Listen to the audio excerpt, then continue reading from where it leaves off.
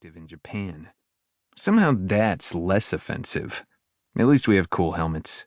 The sport might have been my life if I was a running back or a wide receiver or, that dream of dreams, a quarterback.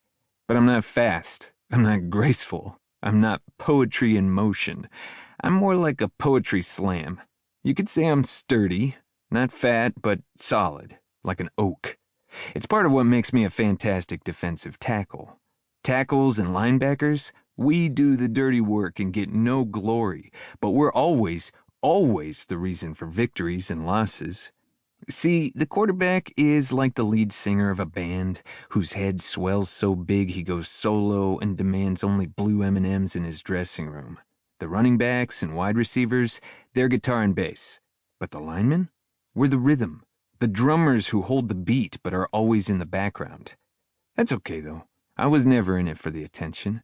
I loved the raw energy of it. I loved the way it felt to smash through an offensive line. And I loved the feel and the sound of crashing helmets. Remember that because it's going to come back. I was known for my tackles, my hits.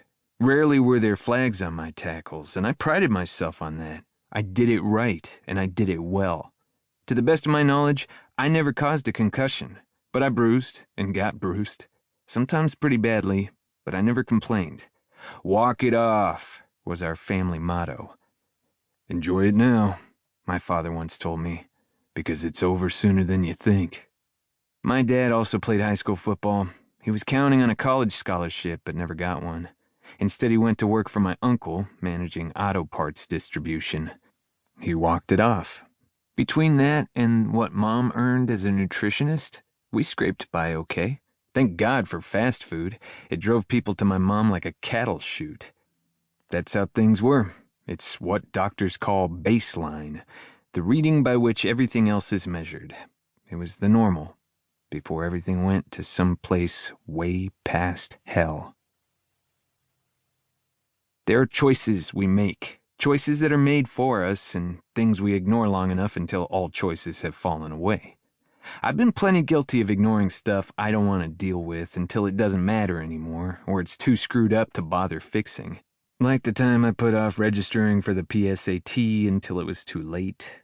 My mom was furious, but I didn't care.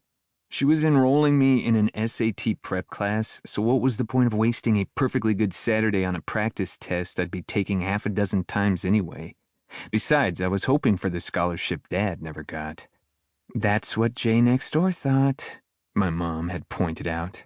He hung everything on a scholarship he never got, and didn't get in anywhere. There's always community college, my father chimed in, always taking whatever side my mother didn't. It's less expensive, and he can transfer to a university in 2 years that won't bankrupt us. It made me think of my friend Leo Johnson, who was already being courted by major schools. I was happy for him, and it would bring recruiters to our games, but I knew none of them would be looking at me. I can't deny that I envied the options Leo would have, but I had to trust that I'd have choices too. So where was my choice then that took me down the path to the tweaked places I ended up?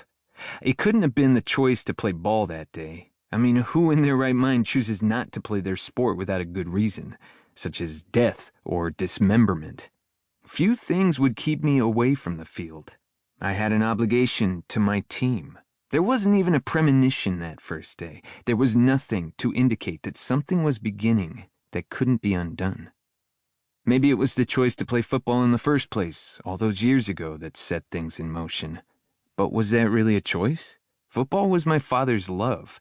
It was the way he and I connected, so I loved it too. Sometimes it's like that when you're a kid. You eat up whatever your parents put on your life's plate. So let me set the table for you before I heap on the crazy-ass casserole. It's Friday, September 8th. It's the first game of the season. I'd come back from summer vacation with a growth spurt and had hit Hell Week hard. I was ready. As it was still almost 2 months before daylight savings kicked in, the game would begin in late afternoon sun, but would end under the stark halogen lights that could turn the ordinary into a spectacle. The locker room was all wild energy that the coach had to harness into a wall and a wedge.